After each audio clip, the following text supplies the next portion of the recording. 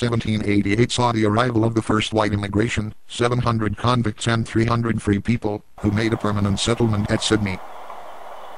Along with the many documented accounts of the savage butchery from both sides, there are instances of common providence and warfare.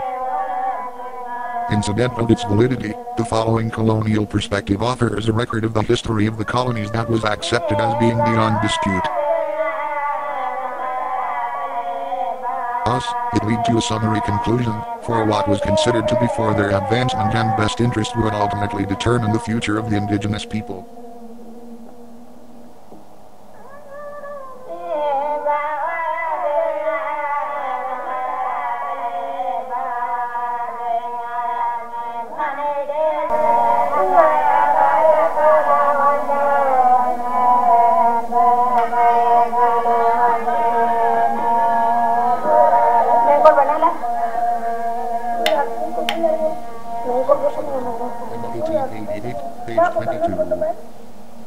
They have a wholly different estimate from our own of the value of human life.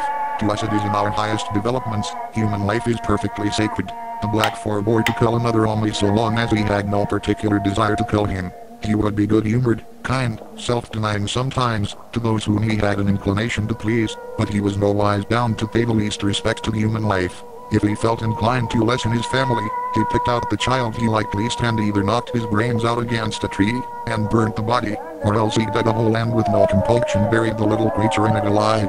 Very possible, after it was all over and the piercing screams of the little pickaninny had died down and become forever hushed, a tide of purely animal affection might flow over him.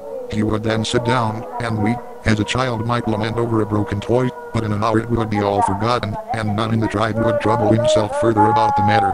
As a rule the mothers themselves were the instigators of murder. They got permission from their lords, and either slew the little things with their own hands or, perhaps the father is so ready to comply that, without the trouble of words, he rose and seized a gate forthwith, and in a minute it was all over. All writers on Aboriginals agree that this was the custom.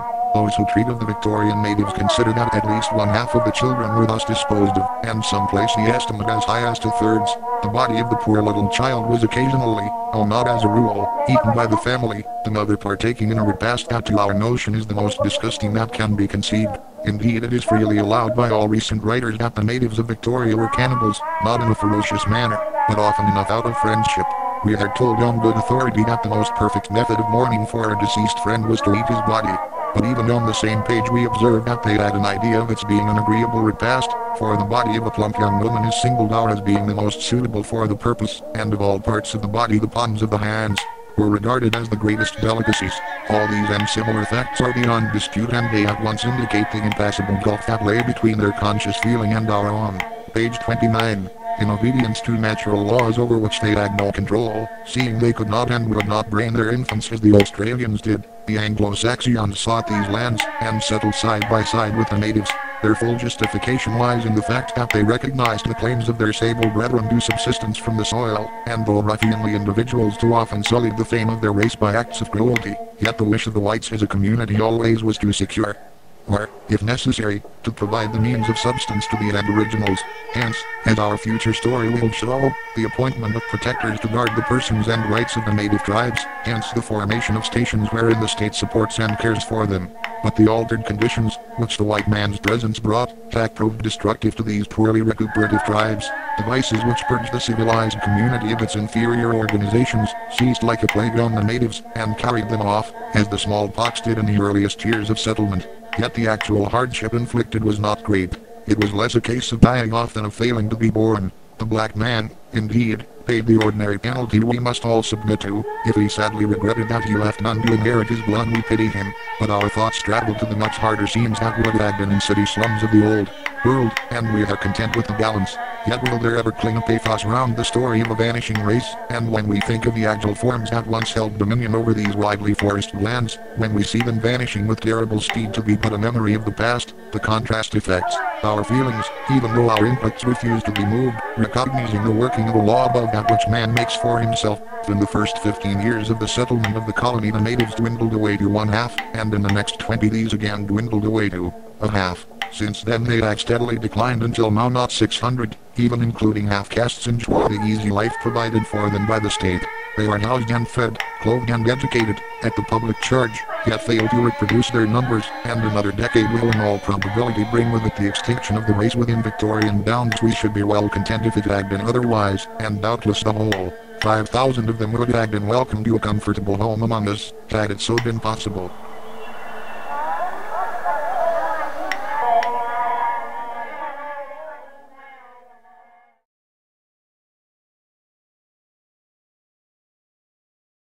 Reconciliation is not incompatible within the parameter of an accurate historical perspective, and a policy consistent with that. More significant still is the contemplation that when in the name of reconciliation, individuals deny the authority of historical fact and make their own interests and ambitions the criterion of truth and deception, they conform to a dreamtime mysticism that is contrary to the development and advancement of civilization, with results that require no comment in our day. This competitive society in which we all are obliged to participate, demands of us self-responsibility. Failure to meet that requisition will result in poorer health, limited employment opportunity, educational and economic disadvantage, criminal activity with higher risk of imprisonment. Is there not a higher law that all must obey which compels competition within a society? If not, then why do we struggle for the progression of civilization? The answers are to be found in the benefits of medicine, science and culture, and in all good things that we enjoy.